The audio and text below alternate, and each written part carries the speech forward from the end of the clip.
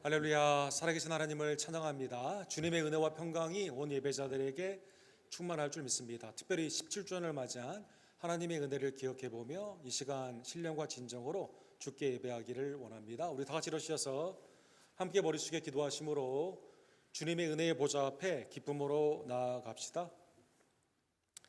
여호와여, 내 마음이 교만하지 아니하고 내 눈이 오만하지 아니하오며 내가 큰 일과 감당하지 못할 놀라운 일들을 하려고 힘쓰지 아니하나이다. 실로 내가 내 영혼으로 고요하고 평온하게 하기를 젖된 아기가 그의 어머니의 품에 있게 갖게 하였사오니 내 영혼이 젖된 아이와 같도다. 이스라엘아, 지금부터 영원까지 여호와를 바랄지어다. 아멘.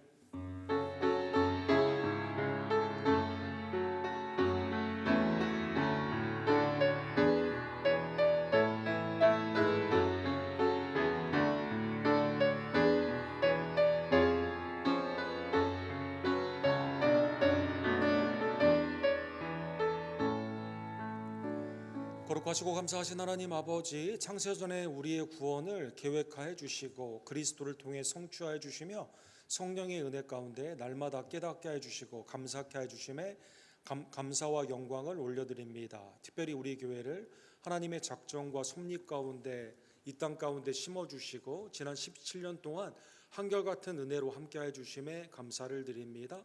오늘 감격스러운 기쁨과 감사함으로 우리의 삶을 뒤돌아보며 과거의 죄와 허물을 되풀이하지 아니하고 미래가 주님의 손에 있음을 깨달으며 하나님을 기쁘시게 하는 믿음의 양육과 봉사와 사랑과 전도와 은혜의 예배 가운데 주님 앞에 온전히 쓰임받는, 주님이 오셨을 때 잘했다 칭찬받는 하나님의 복된 교회 될 수 있도록 주여 역사하여 주시옵소서. 복음과 성례를 위해, 하나님의 나라와 영광을 위해, 교회의 아름다운 부흥을 위해 힘쓰고 애쓰는 종들의 마음을 이 시간 기억하여 주시고 그들의 삶을 연락하여 주시옵시며 하나님의 은혜의 풍성한 복으로 이 시간 은혜로 풍성케 하여 주시옵소서. 예배의 시종일과는 온전히 주님 앞에 의탁하며 예수 그리스도의 이름으로 간절히 기도드립니다. 아멘.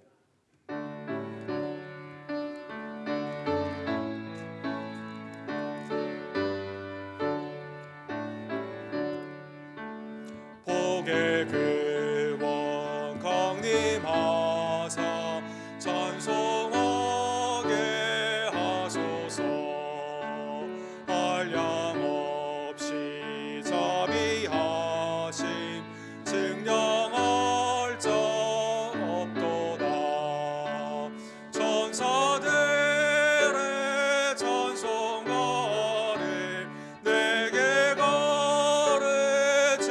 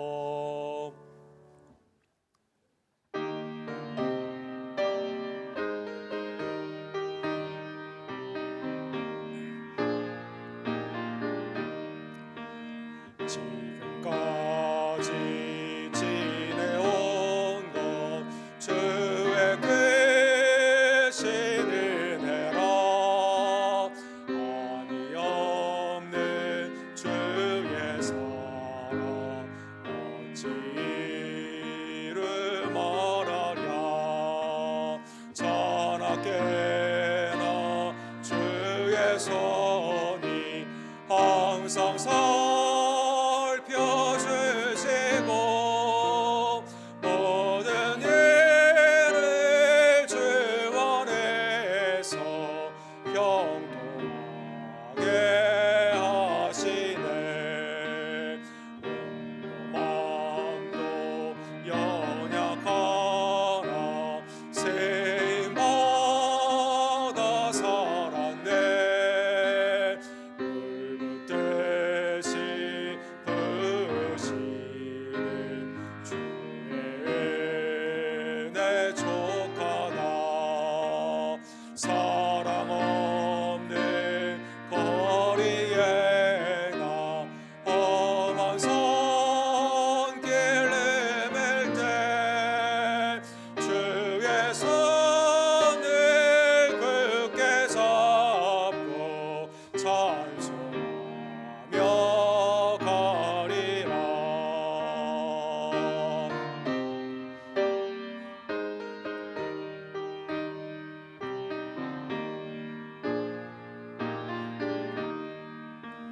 주님 다시 배올 날이 날로 날로 다가와 무거운 짐 주께 맡겨 벗을 날도 멀잖네 나를 위해 예비하신 고향 집에 돌아가 아버지의 품 안에서 영원토록 살리라. 이 시간 지난달에 하나님의 은혜를 기억해 보며 하나님께서는 우리를 구원하여 주시고 교회를 통해 은혜를 베푸시며 한결같은 족한 은혜로 우리에게 풍성하게 역사해 주시지만 우리는 주님의 은혜를 깨닫지 못하고 감사하지 못할 때가 얼마나 많이 있던지요. 하나님 이 시간 내 마음과 입술과 행함 가운데 있었던 죄악을 주님 앞에 고백하오니 그리스도의 보혈로 나를 용서하여 주시옵소서. 함께 우리의 죄를 주께 고백합시다.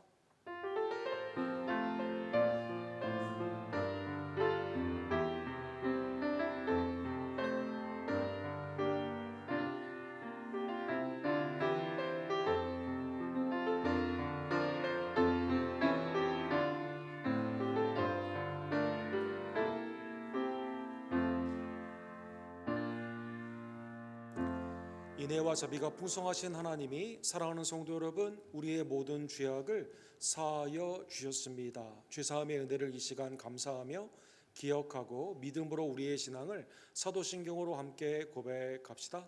전능하사 천지를 만드신 하나님 아버지를 내가 믿사오며 그 외아들 우리 주 예수 그리스도를 믿사오니 이는 성령으로 잉태하사 동정녀 마리아에게 나오시고 본디오 빌라도에게 고난을 받으사 십자가에 못 박혀 죽으시고 장사한 지 사흘 만에 죽은 자 가운데서 다시 살아나시며 하늘에 오르사 전능하신 하나님 우편에 앉아 계시다가 저로로서 산자와 죽은 자를 심판하러 오시리라.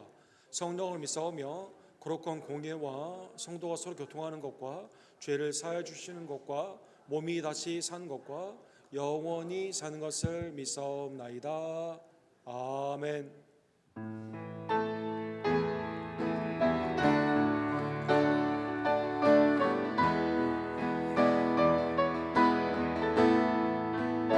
선포하라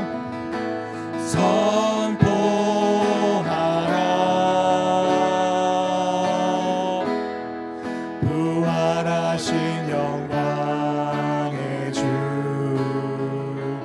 아름다운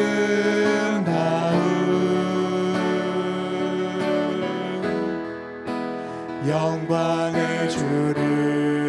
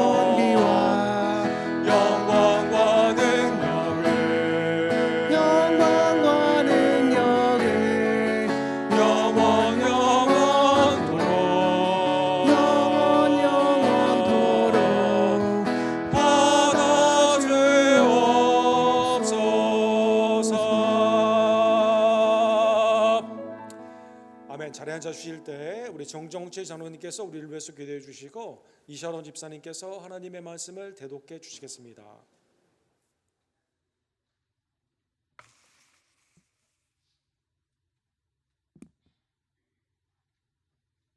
다 함께 기도하겠습니다.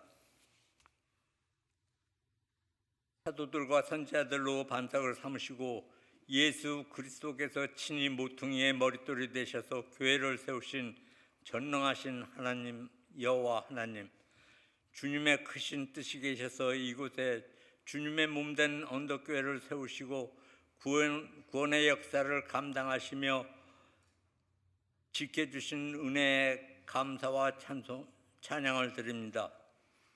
오늘 뜻깊은 설립 17주년을 맞아 온 성도들이 마음과 정성을 다하여 드리는 이 예배를 주님께서 받아주시고 저희들의 간구를 들어주옵소서. 주님, 그러나 저희는 주님께서 저희 교회를 세우신 그 뜻을 잊어버리고 교회 유지에만 전전긍긍함으로써 주님의 뜻을 이루어드리지 못하였습니다. 주의 일에 헌신하지 못하고 눈치 보며 적당히 헌신하는 척하면서 잘못 살아왔던 것을 이 시간 회개하오니 저희들을 긍휼히 여기사 용서하여 주시고 오늘 이 귀한 예배를 통하여 저희들 심령의 성령으로 역사하시어 저희 모두가 회개하며 처음 믿음으로 돌아갈 수 있는 은혜를 허락하여 주옵소서. 교회의 참된 터가 되시는 주님, 우리 언덕교회가 구원의 방주의 사명을 성실하게 감당하게 하며 주님의 구원 사역의 동참자가 되게 하시며 대홍수 때 유일하게 생활의 터전이 되었던 노아의 방주처럼 저희 교회로 심판날에 구원받을 자를 모으는 구원의 터전이 되게 하옵소서. 그러기 위해서 저희 교회로 기도의 불이 꺼지지 않는 교회, 말씀으로 충만한 교회, 진리의 횃불을 높이 드는 교회가 되게 하옵소서. 주님, 우리 교회 부흥 발전을 위하여 항상 기도하며 애쓰시고 양떼들을 양육하시기 위하여 헌신하시는 옥승욱 목사님을 친히 능력의 손으로 붙들어 주시고 성령의 선한 뜻을 행하게 하시며 건강으로도 지켜 주옵소서. 또 우리 교회를 위하여 세우신 재직들 모두 숨은 기도의 종이 되어 봉사와 헌신과 나눔으로 교회의 기둥이 되게 하옵시며 우리 각자에게 주신 달란트를 하나님의 뜻대로 선용하여 선하신 뜻을 이루게 하옵소서. 이 시간 드리는 이 예배가 연중 행사로서 그저 지나쳐버리는 형식적인 예배가 되지 않도록 도와주시고 이 예배를 통해서 저희 모두가 처음 믿음으로 되찾아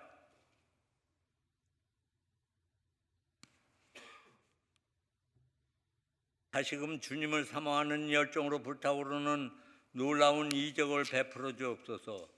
오늘도 예배를 돕기 위하여 이름도 없이 빛도 없이 충성하는 모든 성도들을 주님께서 기억하여 주시고 우리 모두가 마음과 뜻을 합하여 개척하는 심정으로 충성을 결단하는 귀한 시간 되게 하옵소서.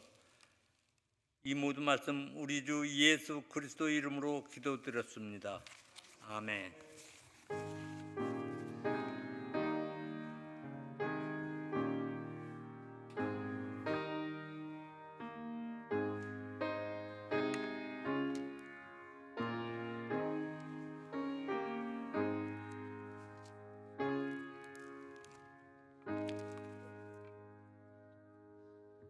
성경 말씀은 이사야 28장 14절에서 16절, 마태복음 16장 13절에서 18절까지 봉독하겠습니다. 이러므로 예루살렘에서 이 백성을 다스리는 너희 오만한 자여 여호와의 말씀을 들을지어다. 너희가 말하기를 우리는 사망과 언약하였고 수월과 맹약하였는데 넘치는 재앙이 밀려올지라도 우리에게 미치지 못하리니 우리는 거짓을 우리의 피난처로 삼았고 허위 아래에 우리를 숨겼음이라 하는도다. 그러므로 주 여호와께서 이같이 이르시되 보라 내가 한 돌을 시온에 더 기초를 삼았노니 곧 시험한 돌이요 기하고 견고한 기초돌이라. 그것을 믿는 이는 다급하게 되지 아니하리로다. 예수께서 빌립보 가이사랴 지방에 이르러 제자들에게 물어 이르시되 사람들이 인자를 누구라 하느냐. 이르되 더러는 세례 요한, 더러는 엘리야, 어떤 이는 에레미야나 선지자 중에 하나라 하나이다. 이르시되 너희는 나를 누구라 하느냐. 시몬 베드로가 대답하여 이르되 주는 그리스도시요 살아계신 하나님의 아들이시니이다. 예수께서 대답하여 이르시되 바요나 시몬아 내가 복이 있도다. 이를 내게 알게 하니는 혈육이 아니요 하늘에 계신 내 아버지시니라. 또 내가 내게 이르노니 너는 베드로라. 내가 이 반석 위에 내 교회를 세우리니 음부의 권세가 이기지 못하리라.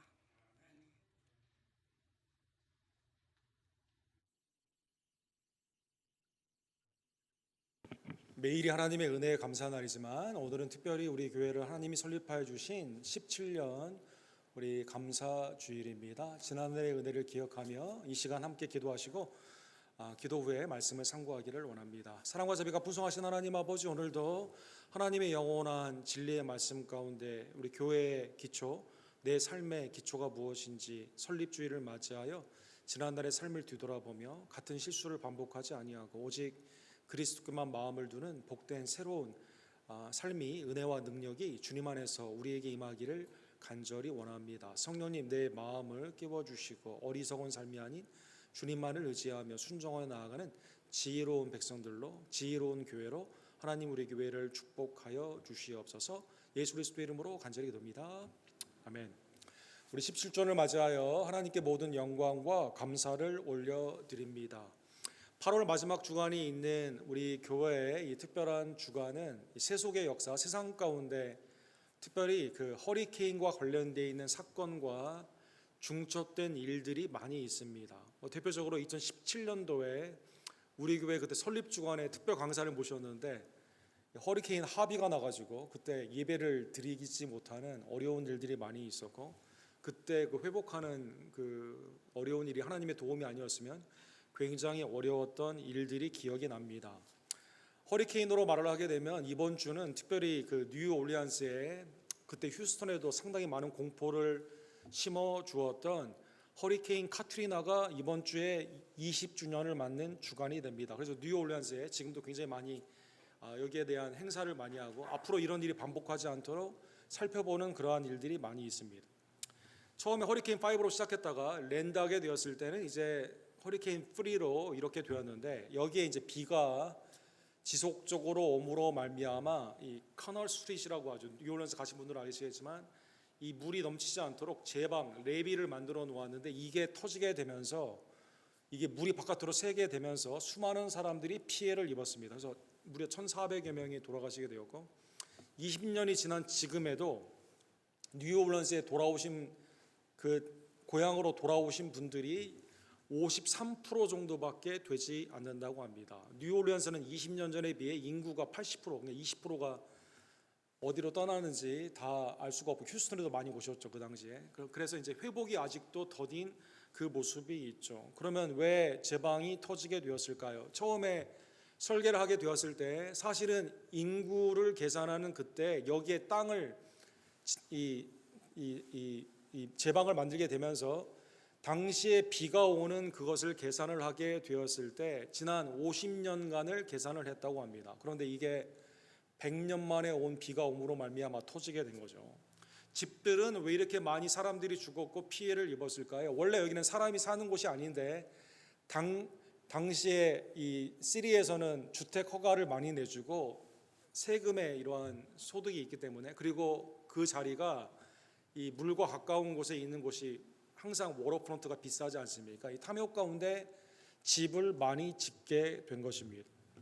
그래서 비가 오고 창수가 나고 바람이 부딪히게 되는 마태복음 7장에 예수님이 산상수훈에 말씀하신 것처럼 모래 위에 집은 집과 반석이 주춧돌이 되어 그 위에 집은 집이 똑같은 비와 바람이 부딪히게 되었는데, 탕류가 부딪히게 되었는데 집안이 약한 그곳은 다 무너지게 되고 사람들이 살 수가 없고, 그러나 집안이 강한 곳에서는 이 집들이 이 바람에도 창수에도 끊임없이 견디게 되며 그 가운데 서게 된 것입니다. 허리케인은 우리에게 있어서 우리의 삶에, 우리의 집뿐만 아니라 내 삶의 기초가 무엇인지를 상기시키는 그러한 계기가 됩니다. 여전히 우리에게도 허리케인이 온다고 하면 공포가 있죠. 과연 우리 집이 지켜질 것이냐. 또 허리케인과 비슷한 우리의 삶 가운데 위기가 경제적으로든 건강으로든 삶 가운데 있는 사회적인 위기에든 이걸 과연 지탱할 수 있을 것이냐. 우리로 하여금 여러 염려와 걱정을 낳게 합니다. 하나님은 일찍이 이스라엘을 애굽에서 가나안 땅으로 불러주시게 되면서 거기에서 하나님을 경유하는 제사장의 나라로 부름을 받도록 하였습니다. 그런데 구약의 이스라엘의 역사를 보게 되면 인생의 허리케인과 같은 재정적인 어려움, 경제적인 어려움, 정치적이나 군사적인 어려움이 있었을 때 하나님을 의지하지 못하고 우상을 섬기는 일들이 반복이 되었습니다. 특별히 이 가나안 땅에 있었던 이스라엘 백성들은 애굽에서 구원을 받았음에도 불구하고 애굽은 언제나 하나님과 경쟁을 하는 늘 마음 가운데 하나님을 믿지 못하는 불신앙이 있었을 때, 아브라함도 기근이 있었을 때 2번이나 이 애굽에 가지 않습니까? 또 이스라엘의 반복적인 역사 가운데 신명기 17장에 보면 하나님이 왕을 세우는 그때 왕이 절대 하지 않아야 되는 일이 뭐냐?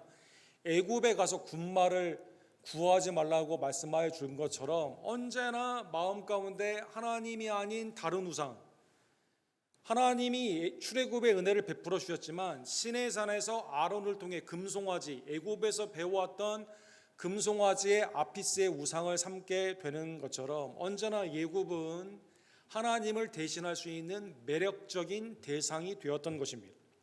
오늘 이사야 28장은 이스라엘이 하나님의 믿음의 기초 위에 서 있는가 그렇지 않은가 위기 가운데 드러난 대표적인 사건이 됩니다.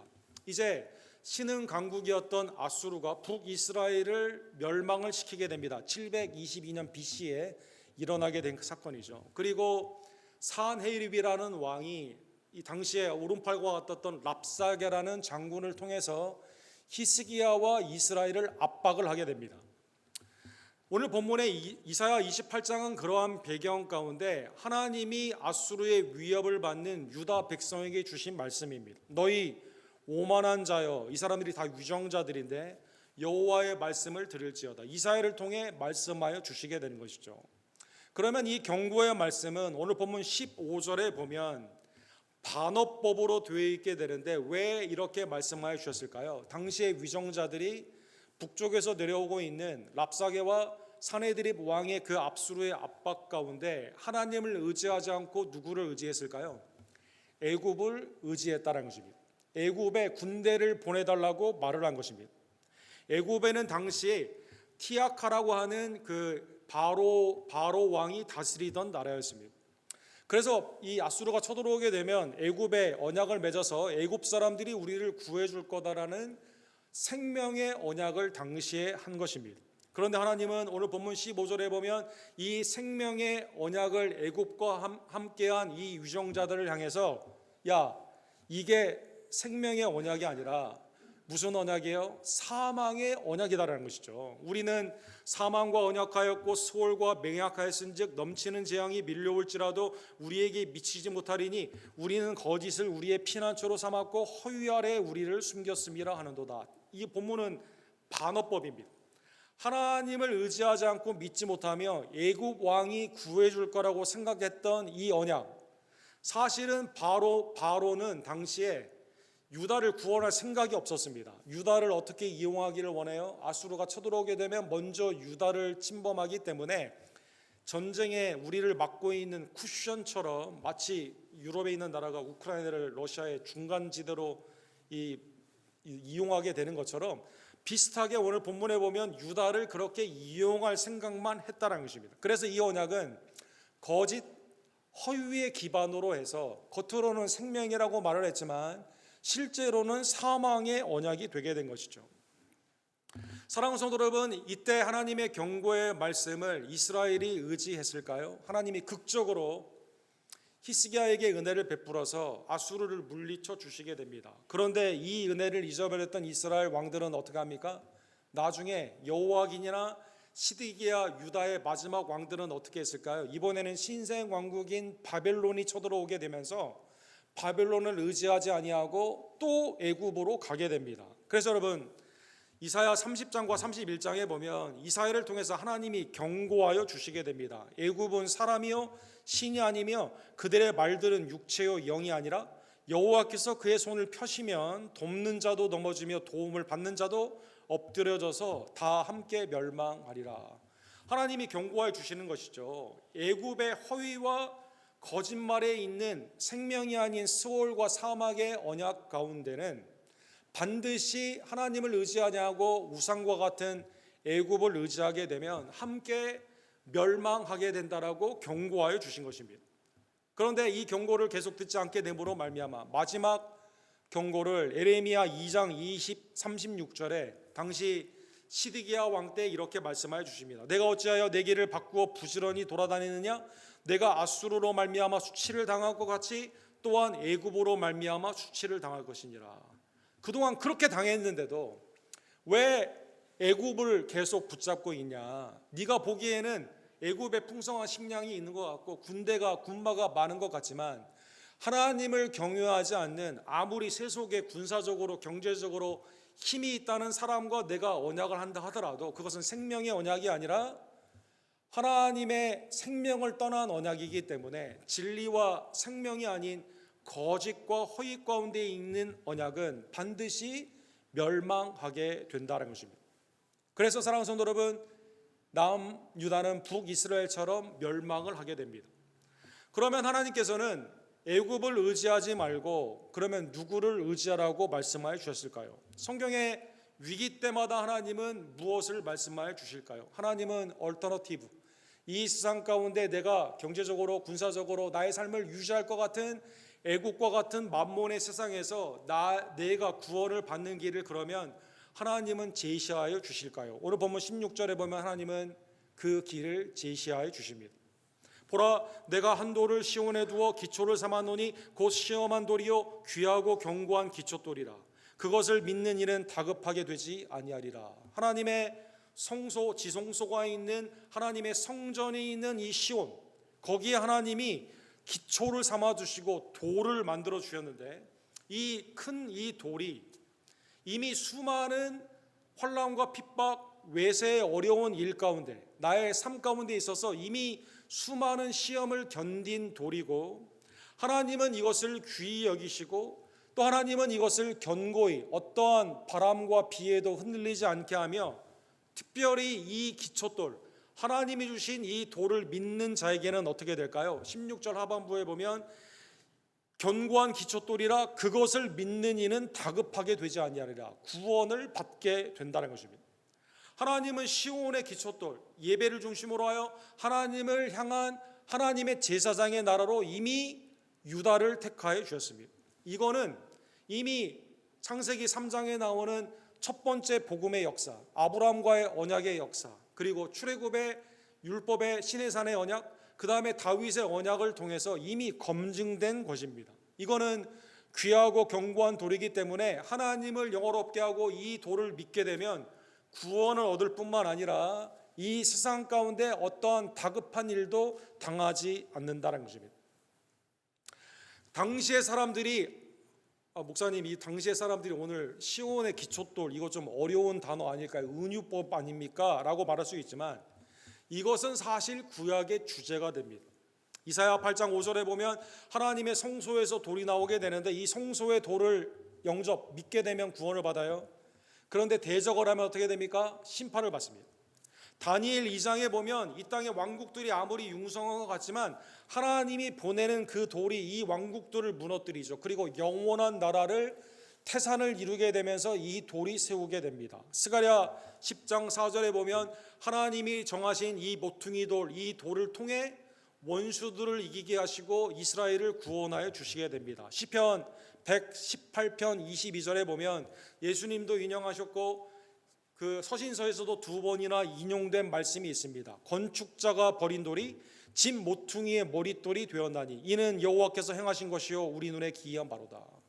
사람들에게 멸시를 당하는 것 같고 사람들에게는 하찮은 것 같지만 쓸모가 없는 이 돌이 하나님의 은혜 안에서 놀랍게도 머릿돌과 모퉁이 되어 주셔서 이 돌 가운데 지어져 나아가는 자들이 하나님의 은혜 안에서 구원을 받게 되는 것이죠. 이스라엘은 이 하나님의 은혜의 말씀을 잊어버리고 애굽을 의지합니다. 탐욕의 우상들을 의지하게 됩니다. 그리고 하나님을 경외하지 못함으로 말미암아 멸망하게 된 것입니다. 예수님이 이 땅에 오셨을 때 오늘 본문에 초기의 사역은 병든 자를 낫게 하고 귀신 든 자를 내어 쫓으며 배고픈 자에게 오병이의 기적처럼 칠병이의 기적처럼 먹이는 사역을 하여 주셨습니다. 그런데 어느 날 갑자기 마태복음 16장 오늘 본문의 말씀에 보면 제자들과 함께 가이사라 빌립보로 가시게 됩니다. 가이사라 빌립보는 오늘날에 가면 나사렛보다도 훨씬 더 위에 있는 곳이며 헐몬산 바로 밑에 있는 이방인의 접경에 당시에 사람들이 믿는 유대인의 신앙 가운데 있는 자는 잘 가지 않는 곳이었다고 합니다. 예수님은 그곳에 가게 되었습니다. 왜 가이사라 빌립보에 가셨을까요? 거기에는 당시에 헤롯 대왕의 아들인 빌립이라는 왕이 있었죠. 왕이 당시에 로마의 황제였던 아우구스투스, 그러니까 첫 황제였던 아우구스투스의 기념관을 예배당처럼 만들었습니다. 그리고 옆에는 제우스의 신당을 두었습니다. 그러니까 유대인에게 있어서 로마의 황제를 섬기고 그리고 제우스 신을 섬기라고 그걸 만든 거죠. 그리고 사람들은 시저, 황제가 우리의 주라라고 고백을 시키게 하였습니다. 당시에 그럴 수밖에 없는 게 팍스 로마나, 로마가 세계의 최대 군사, 경제, 문화 최대 강국 아닙니까? 로마의 황제의 눈밖에 난다? 그것은 식민지로서 살아갈 길이 없고 유대인들도 안나와 가야바가 왜 빌라도와 결탁을 했을까요? 로마의 황제가 무섭거든요. 당시의 사람들은 로마의 황제와 연합을 잘하고 여기 아는 사람이 있어야만 출세를 하는, 소위 말하는 모든 복이 팍스 로마나 로마의 평화로부터 오기 때문에 여기에 가서 수많은 사람들이 예배를 드렸다는 것입니다. 이곳은 큰 돌이 있는 그러한 곳이 많았다고 하죠. 거기에는 로마가 또한 우상으로 섬긴 신전이 있었습니다. 거기에는 PAN, 판이라고 하는 아이를 많이 낳게 해주며 나의 정욕을 채울 수 있는, 도덕이나 윤리가 중요한 게 아니라 나의 정욕을 채우기 위해서는 이 불의의 방법을 써도 되고 그 다음에 윤리적으로 불륜을 저질러도 된다고 하는 그러한 신이었습니다. 여기에 이 신전이 있었다는 것입니다. 당시의 사람들은 황제를 숭상하거나 아니면 자기의 정욕의 신인 판의 이러한 신에 가서 예배를 드리며 복을 구하며 그리고 그것을 잘하는 사람이 출세하는 당시의 그러한 모습이었던 것입니다. 그런데 예수님이 이곳에 제자들을 데리고 왔습니다. 그리고 예수님은 제자들에게 묻습니다. 오늘 본문 16장 13절에 보면 예수께서 빌립보 가이사라 지방에 이르러 제자들에게 물어 이르시되 사람들이 인자를 누구라 하느냐, 1차적인 여론의 서베이를 물어보시게 된 것이죠. 제자들이 대답합니다. 더러는 세례요한, 더러는 엘리야, 어떤 이는 예레미야 선지자 중에 하나도다. 이게 통일된 것 같지 않지만 사실은 통일된 거죠. 다 말씀과 관련이 있는 하나님의 선지자의 이름입니다. 세례요한, 하늘에서 보냄을 받은 선지자로 사람들이 생각을 했죠. 엘리야, 선지자 중에 대표격으로 갈멜산에서 모든 바알과 아세라의 이러한 거짓 선자를 일으킨 선지자 중에 선지자입니다. 예레미야, 유다가 망하게 되었을 때 통곡하며 이스라엘을 위로하며 하나님의 뜻을 바랬던 그 슬픔의 선지자 예레미야, 다 굉장히 유대 전통 안에서는 높임을 받고 있는 하나님의 말씀의 대언자이다라는 것입니다. 그런데 주님이 이러한 일차적인 서베이에 만족하지 아니하시고 15절에 보면 직접적으로 2차 질문을 합니다. 너희는 나를 누구라 하느냐? 사람들이 누구라 하느냐를 먼저 물어보시고 그리고 직접적으로 우리가 예수님을 지금 무엇라 고백을 하느냐, 우리의 심정을 주님께서 물어보셨다는 것입니다. 제자들은 아마 대답을 하고 싶은 마음이 대부분 있었을 것입니다. 그런데 시몬 베드로가 제일 먼저 대답을 합니다. 주는 그리스도시요 살아계신 하나님의 아들이시니이다. 장소적인 입장에서 당시의 유대의 정치적으로, 경제적으로, 군사적인 상황에서 이 고백은 매우 놀라운 고백입니다. 그래서 예수님이 17절에 바요나 시몬아 내가 복이 있도다 이를 내게 알게 하니는 혈육이 아니요 하늘에 계신 내 아버지다 이렇게 말씀하시죠. 예수님이 내 아버지가 너에게 이 고백을 하게 했다. 이 고백을 알려주셨다는 것입니다. 그러면 왜 이 고백이 칭찬받는 고백일까요? 가이사라 빌립보의 특별한 위치를 생각해 보시면 이것을 깨달을 수가 있습니다. 아우구스투스, 시저, 가이사가 황제가 내 주가 아니다라는 것입니다. 나는 황제를 숭상하는 사람이 아니에요. 나는 황제가 시키는 대로 하는 사람이 아닙니다. 황제가 아니라 예수님이 나의 주다라는 것입니다. 나는 정욕의 신 가운데 그러한 삶을 사는 사람이 아니에요. 나의 생사 화복은 거룩하신 하나님의 뜻 가운데 말씀에 순종하며 살아가는 삶으로 판이 아닌 그리스도를 섬기며 살아가는 삶이다라는 것입니다. 오직 믿음의 대상은 세속의 권력도 아닙니다. 나의 정욕을 채워주는 만몬도 아닙니다. 오직 나를 위해 죽으시고 부활하시는 예수 그리스도, 믿음의 대상은 유일하신 예수 그리스도이시다라는 것입니다. 주는 그리스도시요 살아계신 하나님의 아들이시니이다. 너무나도 훌륭한 오늘날의 믿음의 고백이 되는 이 고백 위에 주님이 이렇게 약속하여 주시게 되는 것이죠. 이 반석 위에 내 교회를 세우리라. 사랑하는 성도 여러분, 왜 이것은 혈육이 아니라 하늘 아버지께서 알려주신 고백일까요? 베드로의 고백에 놀라운 은혜의 신앙의 고백의 내용이 있기 때문인 것입니다. 구약에는 여러분 기름 부음을 받는 자를 의미하는 단어를 메시아라고 하죠. 이거를 헬라말로 바꾸게 되면 크리스토스, 그리스도가 되게 됩니다. 사랑하는 성도 여러분, 하나님께서는 이스라엘 백성들이 하나님의 제사장의 나라로 나아가기 위해서 세 가지의 기름 부음을 받는 직분을 주셨습니다. 하나는 우리의 죄 가운데 속죄의 은혜를 감당하는 제사를 감당하는 제사장이 있었습니다. 두 번째는 하나님의 공의의 통치를 상징하는 공의의 왕이 있었습니다. 그 다음에 하나님의 진리의 말씀을 그대로 증거하게 되는 선지자의 직분이 있었습니다. 베드로는 당시에 가야바와 안나 속죄랑 관심이 없어요. 성전의 경제를 통해 자기의 이권만 채우는 강도의 굴혈로 만든 제사장들입니다. 당시에 아우구스투스 세금을 많이 걷어가지고 식민지를 압박하며 빌라도를 통해 핍박을 하던 그러한 사람이죠. 공의와는 관련이 없습니다. 선지자, 당시에 거짓 선지자가 바리새인과 사두개인들과 같이 하나님의 말씀에는 관심이 없습니다. 뭐에 관심이 있어요? 사람의 전통, 자기의 의, 사람과 비교를 하여 자기를 나타내는 명예에만 관심이 있었습니다.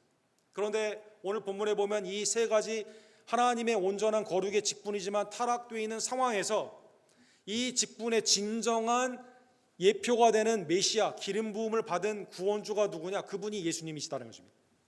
시편 110편에 보면 다윗은 다음과 같은 놀라운 고백을 했습니다. 여호와께서 내 주에게 말씀하시되, 다윗이 고백을 하는 거예요.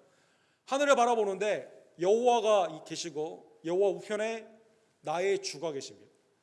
내가 내 원수들로 내 발판이 되게 하기까지 너는 내 오른쪽에 앉아 있으라. 다윗이 바라본 하나님은 우편에 하나님이 택하신 기름 부음을 받은 주, 신약으로 성취된 예수님이 앉으셨다는 것입니다. 그분은 4절에 보면 너는 멜기세덱의 서열을 따라 영원한 제사장이라 하셨도다. 제사장이며 왕이었던 족보도 할 수 없고 배경도 할 수 없는 영원한 제사장 멜기세덱, 그분이 누구냐? 오늘 베드로가 하나님의 놀라우신 그 은혜의 영감 가운데 바로 주 예수 그리스도, 주님이 우리의 주인이 되십니다. 주님이 우리의 속죄의 은혜의 제사장이 되십니다. 하나님의 영원한 왕으로 나를 통치하여 주십니다. 그리고 말씀이 육신이 되오신 하나님의 진리이시다는 것입니다. 주님은 이때부터 제자 훈련의 사역으로 나아가게 되시죠.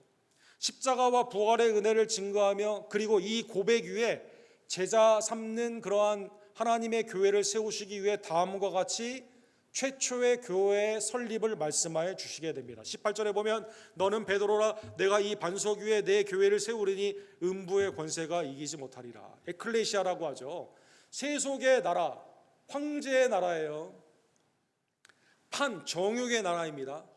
거기에서 여러분과 제가 주님의 부르심을 받아 이 나라는 어떠한 나라입니까?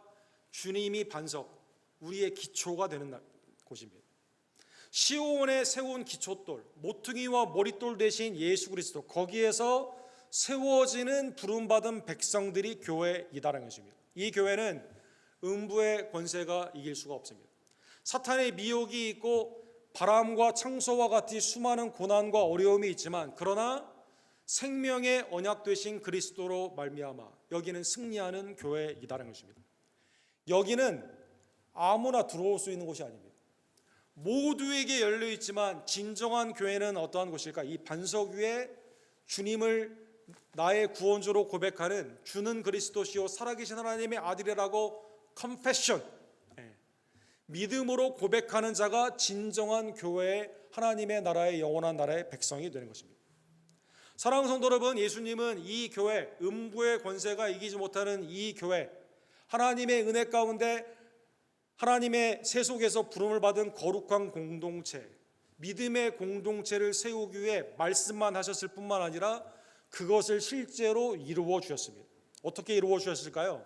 놀랍게도 십자가와 부활을 통해 우리의 모퉁이 돌과 머릿돌이 되어 주신 겁니다. 사도행전 20장 28절에 보면 그래서 바울 사도가 교회를 뭐라고 표현했을까요? 에베소의 장로를 향해 이렇게 말씀하시죠. 하나님이 자기 피로 사신 교회이다. 하나님이 세속에 있던 우리들을 무엇을 지불하시고 사셨습니까? 아들을 십자가에서 죽게 하심으로 말미암아 그 은혜로 우리를 사주시고 영원히 흔들리지 않는 하나님의 나라, 하나님의 친백성, 왕같은 제사장으로 교회를 세워주셨다는 것입니다.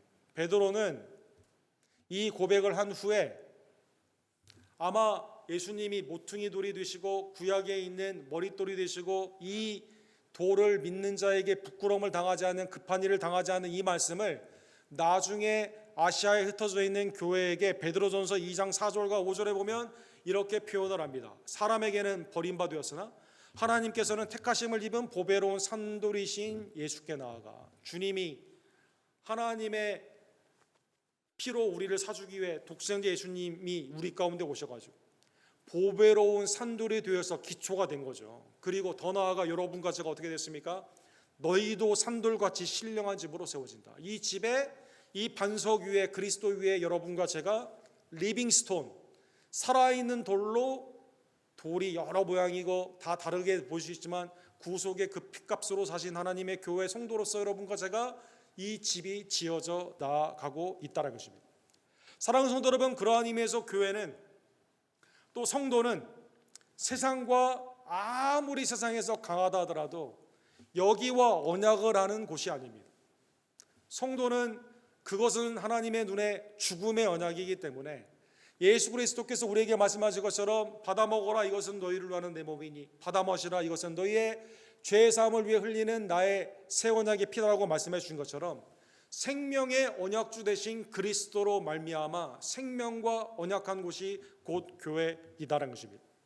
세상에는 아우구스투스와 가이사와 힘을 같이 해야만 살 것 같지만, 정욕을 위해 내가 아침 저녁으로 열심히 일해야만 살 것 같지만, 그런데 그것은 사망과 수월의 언약이기 때문에 주님은 생명의 언약 가운데 그리스도로 말미암아 여러분과 저를 불러주시고 그리스도의 이 집안에서 온전히 세워져 나아가는 것을 주님은 원하고 계시는 것입니다. 빌립보서 1장 6절에 보면 처음에 루디아라는 사람을 통해서, 여인을 통해서 바울 사도를 영접함으로 빌립보 교회가 유럽으로 시작이 되었습니다. 당대 유럽은 로마의 황제 가운데 로마의 황제를 잘 보여야만 살 수 있는 곳이죠. 그런데 이 교회를 통해 유럽이 처음으로 하나님의 은혜 안에서 복음화가 시작되게 됩니다. 빌립보서 1장 6절에 보면 바울 사도는 이러한 하나님이 시작하신 일, 힘들고 어려운 일들이 중간에 있지만 그러나 이것은 반드시 하나님이 하신 일이기 때문에 핏값으로 사신 교회가 하나님의 온전함으로 이루어진다는 이 말씀을 이렇게 감옥에서 말씀하십니다. 너희 안에서 착한 일을 시작하신 이가 그리스도 예수의 날에 이루실 줄을 우리는 확신하노라. 복음의 사역, 성례의 사역 가운데 하나님이 이 교회를 세워주시고 교회를 통해 하나님이 하셨기 때문에 이 반석교회 산돌로 세상의 눈으로 보기에는 매우 위태해 보이지만, 허리케인과 같은 어려운 일들이 많이 있는 것 같지만, 그러나 하나님의 일 가운데 주님이 우리를 온전케 하여 주시게 되는 것입니다. 계시록 3장에 보면 두 교회가 비교가 되는 것을 볼 수가 있습니다. 사대라는 교회가 있죠. 사대라는 교회는 생명이라는 이름은 가졌지만 실제로는 어떻게 되죠? 하나님이 아니라 유대인의 회, 사탄의 회와 연합하는 교회입니다. 그래서 주님이 뭐라고 말씀하십니까? 너희는 말로는 생명이지만 실제로는 죽었다라고 말씀하십니다. 내가 내 행위를 아노니 내가 살았다는 이름을 가졌으나 죽은 자로다. 반대로 형편이 매우 어려운 세상의 눈 가운데는 매우 연약한 교회가 있습니다. 빌라델비아 교회입니다. 그런데 주님이 계시록 3장 8절에 보면 이렇게 말씀하십니다. 볼지어다 내가 내 앞에 열린 문을 두었으니 능히 닫을 사람이 없느니라. 내가 내 행위를 하노니 내가 작은 능력을 가지고도 내 말을 지키며 내 이름을 배반하지 아니하였도다. 빌라델비아 교회는 똑같이 행위를 봤어요. 사대는 풍성함 가운데 생명이 아니라 죽음 가운데 가는 교회이고, 그런데 이 교회는, 빌라델비아 교회는 작은데 작은 능력으로 무엇은 일을 했습니까? 말씀을 지켰다는 것입니다. 세상에 위대한 일을 한 게 아니라 말씀을 지킨 주님의 이름을 배반하지 않는 교회였다는 것입니다. 주님이 하나님의 나라의 복음 가운데 오픈 게이트, 열린 문을 어디에 두실까요? 사대가 아니라 빌라델비아 교회에 두신다는 것입니다. 사랑하는 성도 여러분, 우리는 17주년을 우리가 맞이하게 되었습니다. 하나님의 은혜 가운데 지난해를 뒤돌아보게 되면 수많은 실수와 과오가 많이 있었지만, 하나님이 심어주신 교회 가운데 여러분과 저에게 맡겨주신 본질적인 사역 가운데 나아가게 된다면, 불확실한 미래 가운데 주님은 하나님이 시작하신 이 착한 일이 온전하게 우리의 교회를 통해 이루어질 줄을 저는 믿습니다. 사랑하는 성도 여러분, 제가 신학교에 있을 때 이 골든 게이트 신학교회 컨퍼런스에 한번 참여한 적이 있습니다. 신학교 이름이 왜 샌프란시스코에 있는데 골든 게이트일까? 이거는 여러분 잘 아시는 것처럼 골든 게이트 브릿지, 유명한 골든 게이트 공원, 거기에 있는 이 다리의 이름을 이렇게 따가지고 신학교 이름이 된 거죠. 이 다리를 당시에 알고 있던 그 친구 목사님을 통해서 한번 간 적이 있습니다. 여기는 1930년 우리 일제시대 때죠, 이때. 근데 조셉 스트라우스라는 이 엔지니어, 오하이오 출신의 엔지니어가 태평양과 샌프란시스코 베이를 연결하기 위해서 당시에 생각하지 못했던 처음에 시도됐던 그러한 다리라고 합니다. 굉장히 웅장한 이 다리, 지금 거의 1830년도니까 90년 이상 됐죠. 이 다리가 이렇게 딱 세워져 있습니다. 이 다리의 구조가 특이한 게, 이 전에는 이 다리를 짓잖아요. 그 중간중간에 기둥을 세웠습니다. 그래서 이 다리가 지탱할 수 있는 이 압력을 분산을 시켰습니다. 근데 여기는 이 다리가 양쪽에 폴대 2개밖에 없습니다. 이 폴대가 이거 다 지탱을 하고 있는 거죠. 이 폴대를 보시면 이게 밑으로 약 깊은 데까지는 300피트 정도 되고, 보통 200피트 정도까지 있었던 당시의 다리 구조처럼 굉장히 이 바다 밑에 있는 반석 아래서 이 2개의 기둥이 지탱을 하고 있습니다. 사우스 폴과 노스 폴이 이렇게 되어 있습니다. 그래서 이게 기초 작업만 한 2년 정도 했다고 하죠. 그래서 가운데 사진을 보시면 이게 밑으로 쭉 파져 있습니다. 그 다음에 이 2개를 연결하는 것은 뭘까요? 이 2개를 연결하는 것은 케이블이 연결되어 있습니다. 이 케이블이 1m 정도 되는 케이블입니다. 그런데 당시의 기술력으로는 이 케이블을 크게 만들 수가 없었다고 합니다. 이때 조셉 스트라우스가 제안을 했습니다. 케이블이 두꺼울 필요가 없다는 것입니다. 얇게 있어도 이거를 다 함께 묶으면 된다는 것입니다. 그래서 오른쪽에 보면 여기 다리 밑에 공원이 있는데요. 이 케이블을 중간에 단면을 보여주는 기념물이 있습니다. 이 단면을 보시면 이게 위아래 반경의 지름이 90cm밖에 1m도 채 안 되죠. 그런데 여러분, 여기에 케이블이 몇 개가 들었을까요? 27,572개가 들어있다고 합니다. 그래서 양쪽에 폴이 주춧돌이 박혀 있고, 그 다음에 이 모든 그 다리의 무게를 지탱하는 것이 이 조그만 케이블이 정확하게 27,572개가 이렇게 연결이 되어 가지고 이거를 지탱하게 되는 것이죠. 샌프란시스코에 지난 100년 동안 지진이 몇 번 있었을까요? 39번 있었다고 합니다. 2번 메이저로 1989년도에 있었고 94년도에 있었다고 합니다. 다른 다리들은 금이 가거나 무너지거나 데미지를 입었습니다. 이 다리는 어떻게 됐을까요? 이 다리는 지금도 잘 다니고 있습니다. 거의 100년이 됩니다. 왜 그랬을까요? 반석 밑에 뿌리를 두었고 거기에 케이블들이 연결되어 있다는 것입니다. 사랑하는 성도 여러분, 하나님의 은혜 안에서 오늘 주님의 17주년을 맞이하며 교회는 이것과 비슷하다라는 생각을 해봤습니다. 그리스도 안에 뿌리를 두었습니다. 그리스도 위에 말씀과 성례 위에 복음의 사역 가운데 말씀을 지키는 성도들이 가닥을 이루고 있습니다. 가닥 하나 보면 어린아이도 구부려서 부러뜨릴 수 있다고 합니다. 여러분, 이 가닥이 이렇게 연결이 되어 있을 때는 수만 톤 되는 이 브릿지를 지탱하며 허리케인을 지탱하게 되는 것처럼 오늘 본문의 말씀, 세상에 있는 아무리 강해 보인다 하더라도 그것은 사망의 언약입니다. 여러분과 저는 십자가와 부활의 예수 그리스도, 생명의 언약 가운데 우리의 심령과 가정과 특별히 우리 교회의 주춧돌을 두며 그 반석 위에 비가 오고 창수가 나고 탕류가 부딪히지만 온전히 주님 안에서 주의 말씀을 지키는 하나님의 은혜의 말씀 안에 세워져가는, 주님이 보시기에 지혜로운 교회, 주님이 보시기에 잘했다 칭찬받는 가닥들이 여러 가지지만 성령 안에서 하나가 되며 하나님의 아름다운 산돌로 지어져가는 우리 언덕교회 되기를 주님의 이름으로 간절히 축원합니다.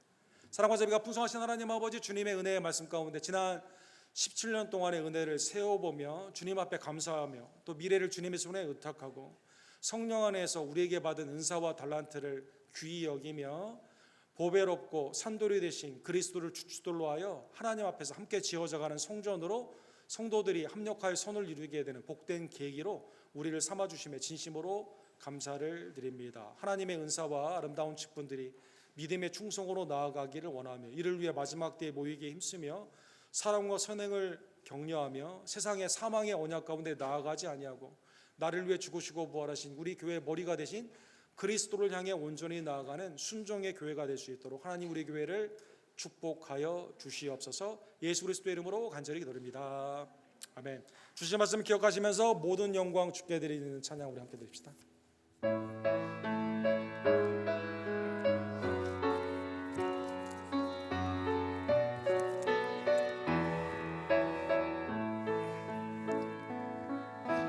주님 큰 영광 받으소서.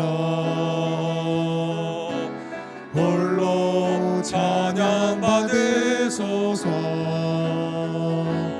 모든 이름 위에 뛰어난 그 이름, 온 땅과 하늘이 다 찬양하는, 겸손하게 우리 무릎 꿇고 주 이름 앞에 영광 돌리세. 모두 절하세. 독생자 예수 주님께 찬양 드리리. 모든 영광과 존귀와 능력 받으소서. 받으소서.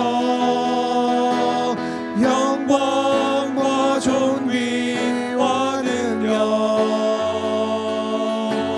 받으소서. 받으소서. 그리스도 살아계신 하나님. 우리 처음부터 찬양합시다. 주님 큰 영광, 주님 큰 영광 받으소서. 홀로 찬양 받으소서. 온 이름 위에 뛰어난 그 이름, 온 땅과 하늘이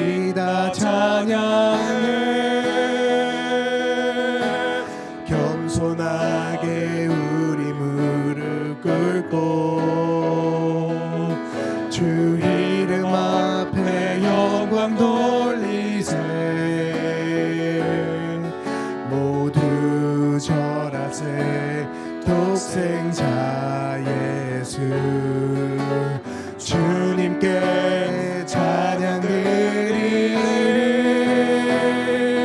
모든 영광과 존귀와 능력 받으소서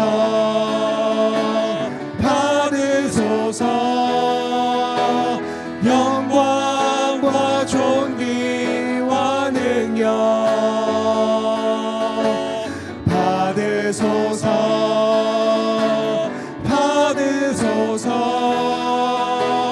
그리스도 살아계신 하나 모든 영광과 존귀와 능력 받으소서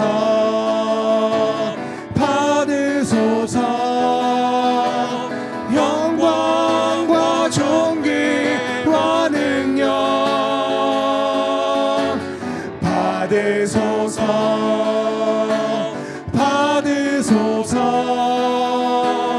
그리스도 살아계신 하나님 그리스도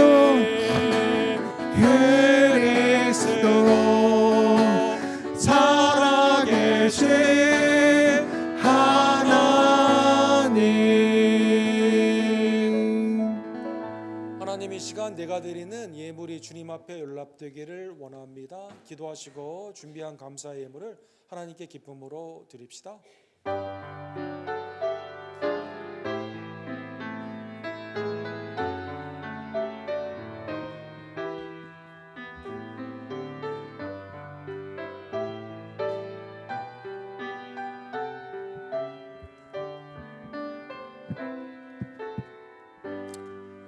소머나 성교회에서 주께 찬양으로 올려드리겠습니다.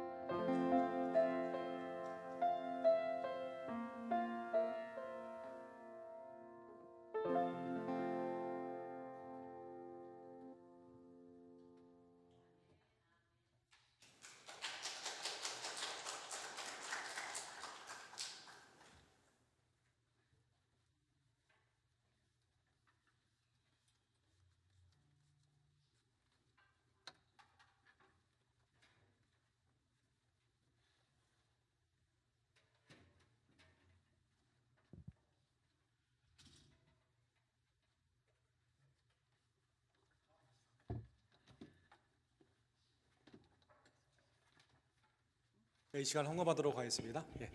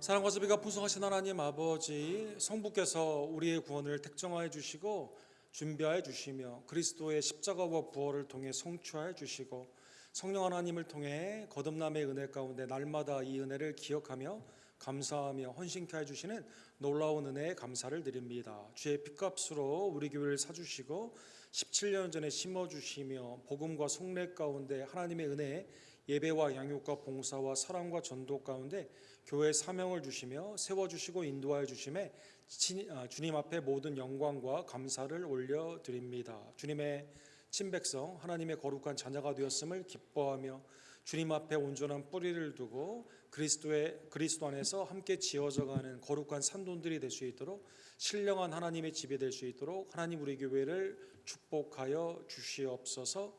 특별히 이 복음의 사역 가운데 기쁨으로 기도와 후원과 참여 가운데 나아가기를 간절히 원합니다. 교단의 600여 송구사님들을 기억하여 주시고 또 후원하며 또 함께 나아가기를 원하는 우리 김성호 조재명 목사님의 아랍권의 사역과 또 그로콜 미션의 데이빗 김 목사님의 단민족의 사역을 주님께서 인도하여 주시며 또 올해도 뿌려진 페루의 씨앗과 또 11월에 가게 되는 멕시코의 사역 가운데 하나님의 은혜를 더하여 주시옵소서. 무익한 종들 그러나 하나님의 은혜 안에서 구원하여 주시고 은사를 달란트 가운데 주심에 감사를 드립니다. 성령 안에서 머리 대신 그리스도를 기억하며 주님의 말씀에 순종하며 서로 연합하며 상합함으로 말미암아 하나님의 뜻을 온전히 이루어가는 거룩한 백성들이 될 수 있도록 하나님 우리 교회 모든 성도님들을 축복하여 주시옵소서. 그리스도 안에서 함께 파트너로 있는 우리 세인앤드루와 CFC에게도 동일한 은혜를 더하여 주시고 이 스프링 브랜치에 하나님의 빛과 소금으로 온전히 쓰임받게 되기를 간절히 원합니다. 주님의 전에 나오기를 원하지만 연약한 중에 있는 우리의 지체들을 이 시간 굽어 살펴 주시옵소서. 특별히 한규영제와 이희중 원사님 또 우리 하나님의 은혜 가운데 낫기를 원하는 우리 조교우 집사님과 이경순 집사님 또 주님의 전에 기쁨으로 나온 우리 이성문 목사님과 또 우리 정한준 집사님 또 권현숙 권사님 또 수를 앞둔 우리 박세희 집사님의 아버님 강건의 축복으로 이 시간 임하여 주시고 하나님의 치유와 온전함을 선포하는 복된 날로 하나님 이 시간 은혜를 베풀어 주시옵소서.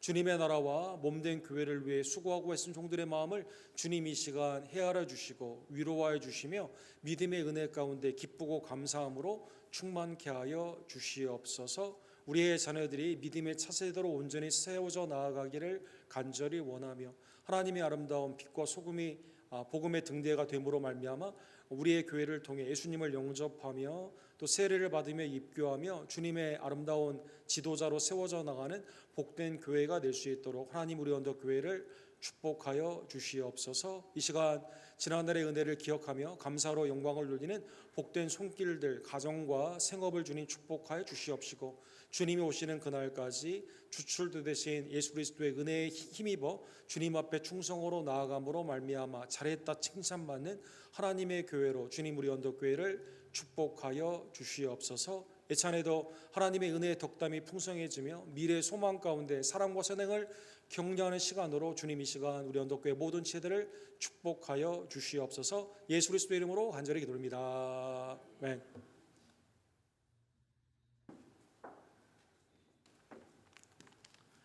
우리 복되고 감사한 날 하나님께 모든 감사와 영광을 올려드립니다. 더욱더 기도에 힘쓰기를 원하며 잠언의 마지막 말씀, 우리 전도서의 말씀으로 이번 주에 진행이 되는데 우리 새벽 기도에 많은 참여를 부탁을 드립니다. 우리 17조를 맞이하여 주님의 몸된 교회를 위해 수고해 주신 우리 남종과 여종들에게 진심으로 감사를 올려드립니다. 감사를 드립니다. 세인의 누레에서도 오늘 축하 메시지를 주시고 또 꽃도 이렇게 전달해 주셨는데 하나님의 은혜에서 세인앤드류와 우리 세이퍼시 우리 교회가 함께 협력하여 선을 이루어가기를 원합니다. 복되고 감사한 날 함께 예배한 우리 성익고배 집사님 친구이신 요시옥과 성도님, 그 다음에 종원왕 권사님 우리 친구이신 단명희 권사님 이렇게 오셨는데 잠깐만 일어서 주시면 우리 박수로 환영하도록 하겠습니다. 뒤에 계십니다. 환영합니다. 네. 다음 주부터 우리 주일 성경공부가 개강이 됩니다. 9시 45분에 친교실에 있는데 많은 참여를 부탁을 드립니다. 그동안 함께 신앙과 헌신 가운데 함께 해주신 우리 성민주 반주자님께서 오늘 사임하시게 되었습니다. 우리 현상이와 우리 성민주 반주를 진심으로 축복하고 앞길에 하나님의 은혜가 충만하기를 원합니다. 다른 광고는 우리 주보를 참조해 주시기 바랍니다. 나가시면서 교회에서 준비한 선물을 받아가 주시고 예찬 가운데 하나님의 은혜가 충만하기를 원하며 다 같이 일어서셔서 주님의 은혜의 강물이 우리 교회를 통해 흘러나가기를 원합니다. 마지막 찬양 부르시고 축도로 오늘 예배를 마칩시다.